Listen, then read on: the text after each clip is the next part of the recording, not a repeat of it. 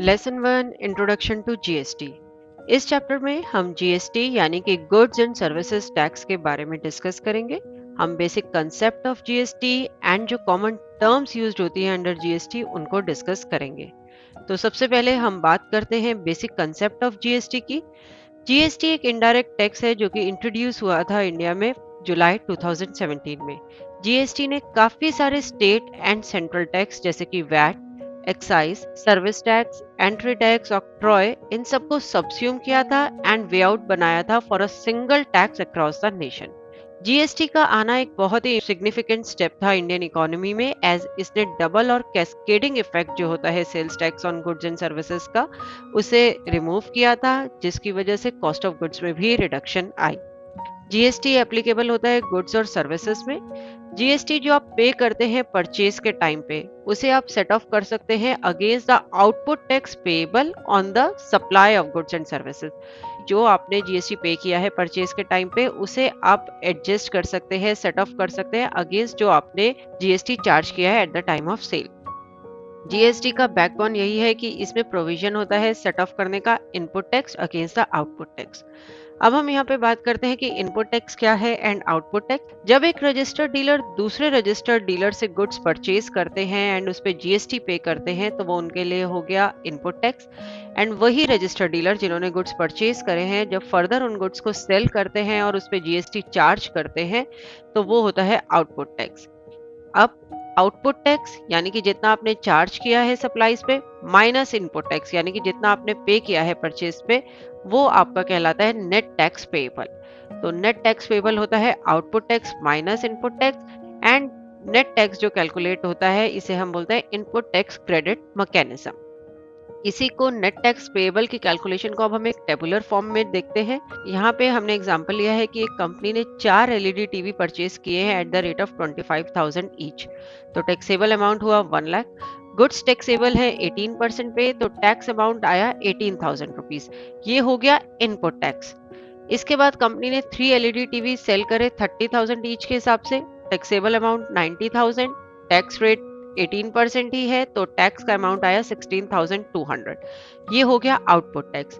अब इस स्टेज पे output tax 16,200 and input tax 18,000, तो नेट टैक्स पेएबल हुआ 16,200 माइनस 18,000, जो कि आया माइनस 1,800।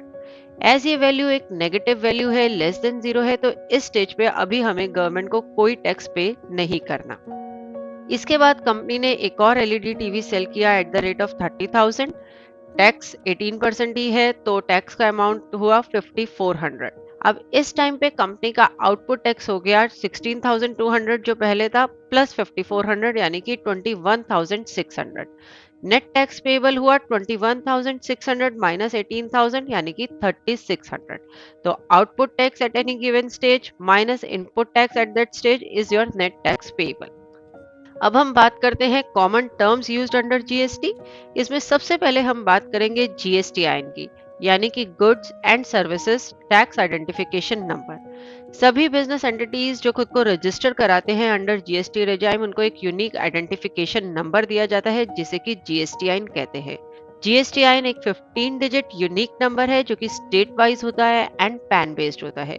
जीएसटीआईएन के ये जो 15 डिजिट्स हैं, इनका भी फर्दर अपना एक रेलेवेंस है। इनकी बाइफर्केशन को अब हम समझते हैं। जीएसटीआईएन के पहले 2 डिजिट्स होते हैं आपके state code. For example Delhi का स्टेट कोड है 07। यदि आपने दिल्ली से रजिस्ट्रेशन कराया है जीएसटी के लिए, तो आपके जीएसटीआईएन के पहले 2 डिजिट्स होंगे 07।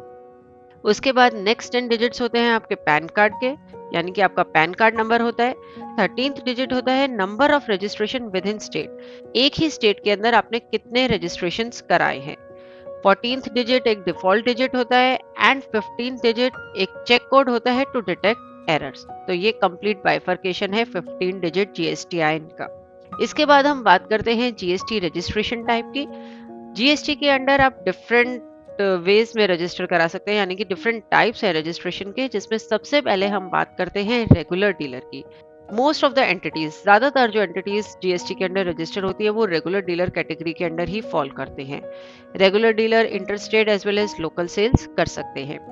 उसके बाद है कंपोजिशन डीलर। कंपोजिशन डीलर वो होते हैं जिनको एक स्पेसिफिक रेट पे टैक्स पे करना होता है, यानी कि जो टोटल सेल्स है उसका कुछ एक परसेंट उनको 1% या 5% जो भी रेट गवर्नमेंट के द्वारा फिक्स है उस पे उनको टैक्स पे करना होता है एंड वो इनपुट टैक्स क्रेडिट क्लेम नहीं कर सकते। कंपोजिशन डीलर में रेगुलर डीलर के कंपैरिजन में फॉर्मेलिटीज काफी कम होती हैं, लेकिन कंपोजिशन डीलर के लिए ऑप्ट करने के लिए आपका टर्नओवर एक सर्टेन लिमिट से कम होना चाहिए। करंटली वो लिमिट 1.5 करोड़ पे सेट है, तो यदि आपका टर्नओवर 1.5 करोड़ से कम है तो ही आप कंपोजिशन डीलर के लिए ऑप्ट कर सकते हैं एंड ये जो लिमिट है ये चेंज होती रहती है। उसके बाद है UIN holder. Unique identification number is a special type of GST registration जो कि फॉरेन डिप्लोमेटिक मिशंस और एम्बेसीज के लिए किया जाता है। बेसिकली जो फॉरेन डिप्लोमेटिक मिशंस हैं या एम्बेसीज हैं ये लायबल नहीं होती टैक्स पे करने के लिए इंडिया में, लेकिन यदि उन्होंने कोई टैक्स पे किया है तो वो उनको रिफंड किया जाता है। उसके बाद है गवर्नमेंट बॉडी। गवर्नमेंट बॉडीज जो रजिस्टर्ड होती हैं अंडर जीएसटी के वो लायबल होती हैं टीडीएस डिडक्ट करने के अंडर जीएसटी लॉ।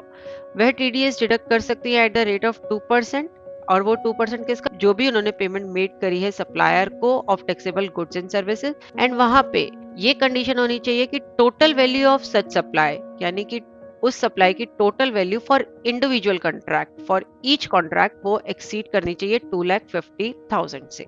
उसके बाद है आईजीएसटी, इंटर स्टेट जीएसटी। ये लेवाए होता है इंटर यानी कि आउटसाइड स्टेट ट्रांजैक्शंस आप कह सकते हैं, सेंट्रल की ट्रांजैक्शंस कह सकते हैं, एंड ये सेंट्रल गवर्नमेंट द्वारा कलेक्ट किया जाता है। उसके बाद है सीजीएसटी, सेंट्रल जीएसटी। ये लेवाए होता है सभी इंट्रा या फिर आप कह सकते हैं विद इन स्टेट ट्रांजैक्शंस में, लोकल की ट्रांजैक्शंस में, एंड ये कलेक्ट किया जाता है सेंट्रल गवर्नमेंट के द्वारा। उसके बाद हम बात करते हैं एसजीएसटी एंड यूटीजीएसटी की। SGST is state GST and UTGST is union territory GST. यदि आप स्टेट गवर्नमेंट के अंडर फॉल करते हैं तो आप एसजीएसटी अप्लाई करेंगे, एंड यूनियन टेरिटरी के अंडर फॉल करते हैं तो यूटीजीएसटी अप्लाई करेंगे। एसजीएसटी एंड यूटीजीएसटी बिल्कुल सेम होते हैं, तो यहाँ पे हम इसे एसजीएसटी से ही रेफर करेंगे। एसजीएसटी जो कलेक्ट होता है वो स्टेट गवर्नमेंट के द्वारा कलेक्ट किया जाता है। अब हम डिफरेंस समझते हैं आईजीएसटी, सीजीएसटी एंड एसजीएसटी में। सपोज एक कंपनी है जो कि दिल्ली में लोकेटेड है, उन्होंने कोई गुड सेल करे दिल्ली में ही, यानी कि विद इन स्टेट ट्रांजैक्शन है, लोकल की ट्रांजैक्शन है, वो गुड्स टैक्सेबल थे 18% पे। इस केस में company CGST 9% and SGST 9% apply करेगी। तो टोटल टैक्स रेट है उसका half CGST and half SGST में वो अप्लाई करेंगे। लेकिन यही कंपनी अगर आउटसाइड दिल्ली गुड सेल करती, फॉर एग्जांपल उन्होंने हरियाणा में गुड सेल करे एंड गुड जो है 18% पे ही टैक्सेबल है, तो अब company simply IGST at the rate of 18% उसमें अप्लाई करेंगे। यानी कि सेंट्रल की ट्रांजैक्शन है तो आईजीएसटी से अप्लाई करेंगे, एंड लोकल की ट्रांजैक्शन है तो सीजीएसटी एंड एसजीएसटी बोथ आप अप्लाई करेंगे। वो हाफ द रेट में हो जाएंगे, यानी कि टोटल टैक्स रेट वही रहेगा। उसके बाद हम बात करते हैं सेस या फिर एडिशनल सेस की। सेस एक फॉर्म ऑफ टैक्स होता है जो कि चार्ज किया जाता है addition to the regular GST. कुछ एक आइटम्स हैं जो गवर्नमेंट के द्वारा नोटिफाइड आइटम्स होती हैं, ज्यादातर वो बिलोंग करती हैं लग्जरी या डीमेरिट कैटेगरी की, उन पे सेस अप्लाई किया जाता है। उसके बाद है एडिशनल सेस जो कि अप्लाई होता है सर्टेन आइटम्स पे after applying GST and normal cess. And ये आइटम्स भी कैटेगराइज होती है कि इन पर्टिकुलर आइटम्स पे एक लिस्ट होती है कि एडिशनल सेस अप्लाई करना है। तो सबसे पहले आप जीएसटी अप्लाई करेंगे, then cess and then additional cess. उसके बाद हम बात करते हैं इनपुट टैक्स की।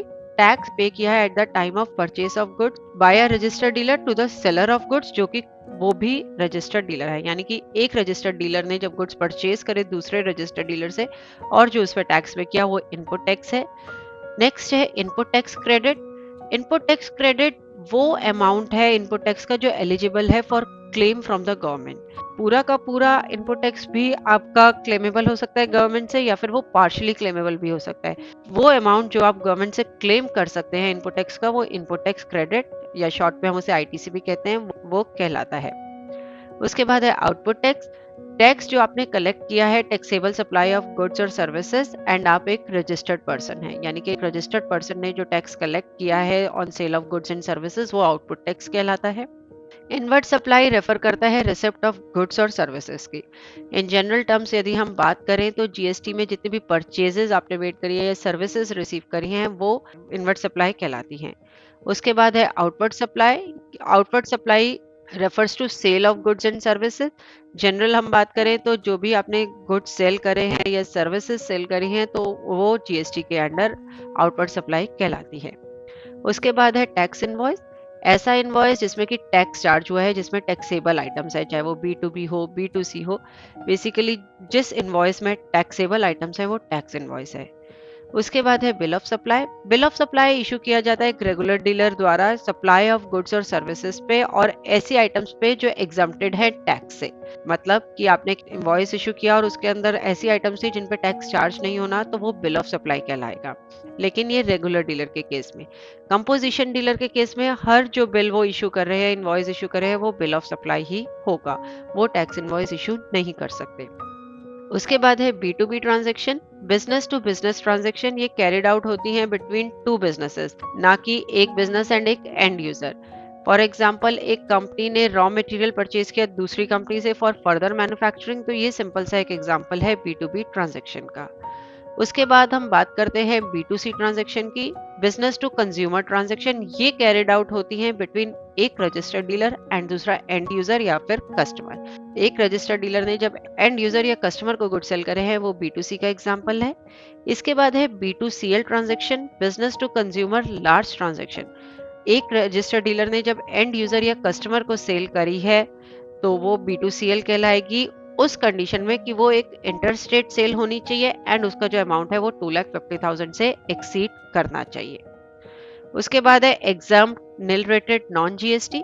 एग्जाम्प्ट सप्लाईज वो होती हैं जो पर्टिकुलरली या फिर आप कह सकते हैं स्पेसिफिकली एग्जाम्प्ट होती हैं जीएसटी से थ्रू गवर्नमेंट नोटिफिकेशन या under certain conditions.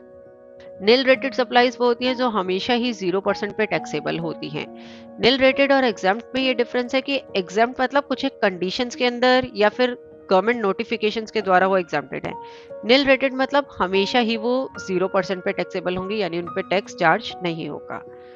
Non GST supplies. Non GST supplies वो होती है जो जीएसटी परव्यू के अंडर फॉल तो नहीं करती, लेकिन उनको जीएसटी रिपोर्ट्स में as non GST supplies reflect कराना होता है, यानी कि वो जीएसटी रिपोर्ट्स में शो होती हैं as non GST supplies. Export import. Export transaction under GST treat की जाती है जीरो रेटेड सप्लाईज में। एक्सपोर्ट जो है वो या तो आप टैक्सेबल हो सकता है या non taxable. Taxable in case कि आपने टैक्स पे तो किया एक्सपोर्टर ने, लेकिन उसका फुल क्लेम जो है, फुल रिफंड जो है गवर्नमेंट से ले लिया। और नॉन टैक्सेबल मतलब कि आपने टैक्स पे ही नहीं किया, उसमें बिल में कोई टैक्स अप्लाई नहीं किया। तो इन एनी केस जो एक्सपोर्ट की ट्रांजैक्शन है वो जीरो रेटेड ट्रांजैक्शन ही कहलाती हैं।